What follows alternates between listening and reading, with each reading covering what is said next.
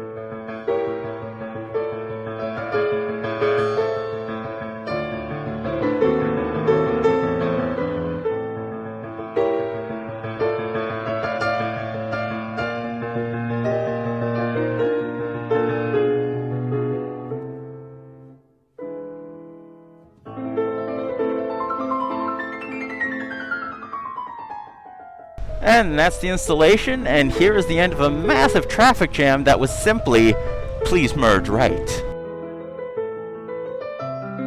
And now that you've merged, why aren't you going? The merging is done, the moving hasn't started. I can see the cars in front of you are moving. I'm gonna keep my visor open because sitting on the pavement here in the sun, it says it's 37 degrees. And it feels like 37 degrees. So I'm not going to shut my visor just yet. That wasn't even the highway, that was just another bypass. Before we get into this, two quick things. One, there are no sponsors in this specific video. Everything was my own money, my own ideas. If you like it or not, that's up to you. And now we're on the real highway. The second thing is, there's parts on this bike that someone in the comment section is going to say, what's that? Well, here's a playlist. Look at the playlist, look at the videos in the playlist. Everything on this bike is in that playlist or will be soon. So give me some time to get around to it. As far as the windshield, in standard trim without this up and down function, it's fine. It's not aggressive wind, but it is just loud on my helmet. I'm wearing the Z8. It is the quietest helmet as far as anything is concerned that I've ever had, but above 80, it just gets loud with that windshield. So I decided to add an adjuster.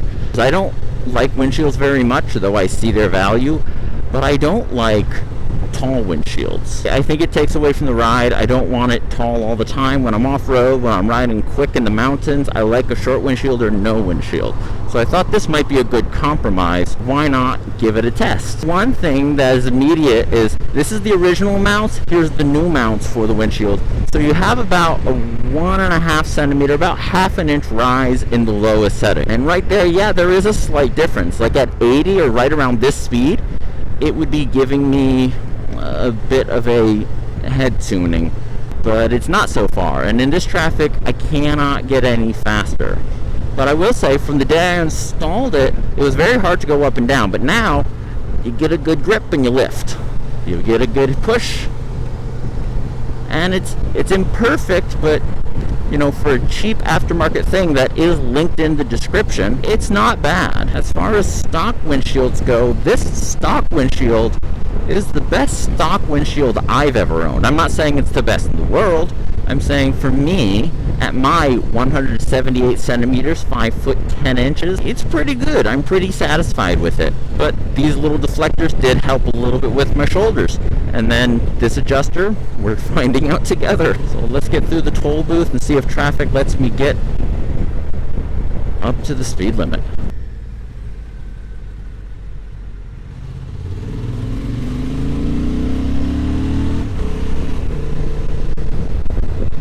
And it'll be in a video coming up, but the foot pegs, I switched them to Honda's rally pegs, which somehow make less vibration than the stock pegs when the stock pegs have the rubber.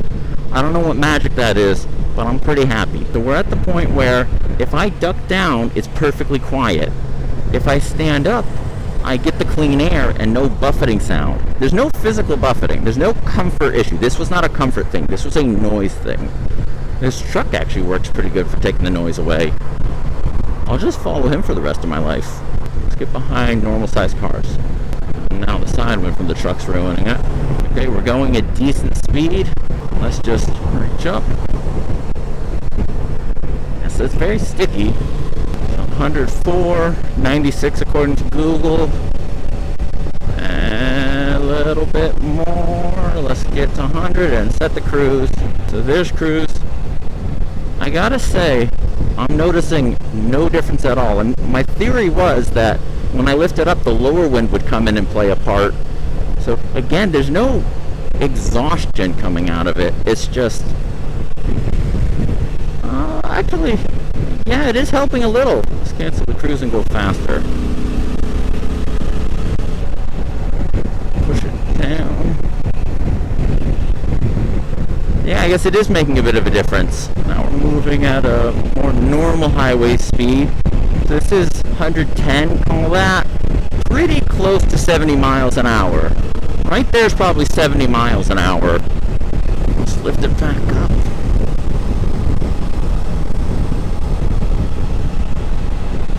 Before I abruptly caught traffic, I think it's making a difference. Let's leave it in the up position. I will say what's definitely not quiet are the stock tires. Stock tires are stunningly loud for road bias tires. Alright, well let's turn the camera off and I'll come back to you when there's a bit more open space and I've had some time to think. So, see you soon. Alright, well this is what the rest of the highway looks like, but I will tell you, I got up to those speeds more consistently, I played with it. It does get more sticky as it goes on. It's hard to go up and down, but it is making a difference. And I stood up to get in the full wind blast and it's making a big difference. So I'm gonna say yes, I like it for now, but don't adjust it frequently. Just raise it up on the highway, drop it down when you're off the highway. The up and down function is sticky. I don't even know if it's supposed to go up and down. Maybe it's just supposed to be tightened in one place. But for me, this is what I'm gonna do, and I am reasonably happy. What I'm not reasonably happy with is the traffic. And for now, I'm not going to cut my windshield. I'm not going to make a mod, but I will say that MRA does make a screen with the Vario spoiler. It's essentially the stock screen with the spoiler built in, and I would say that's probably better. I used this, and it flew off almost immediately, so that was cheap garbage. But that cheap garbage was in a position that was similar to what the Vario would be, so I can say it was quieter, it was easier to use, it was easier to set. It's much more adjustable on the fly with one hand. You didn't feel like you were going to crash and one side stuck. So if I find 20,000 yen, I probably would go for the Vario. I just don't like the black mounts right here that are kind of in your face, but compromises somewhere. So that's it for this video. Thank you for watching. Like, subscribe, share if you want more stuff like this, if you want to help me do this full time and feed my family. Till next time, this is Makaidu Rider, stuck in Saturday traffic, and I'll see you in the dirt.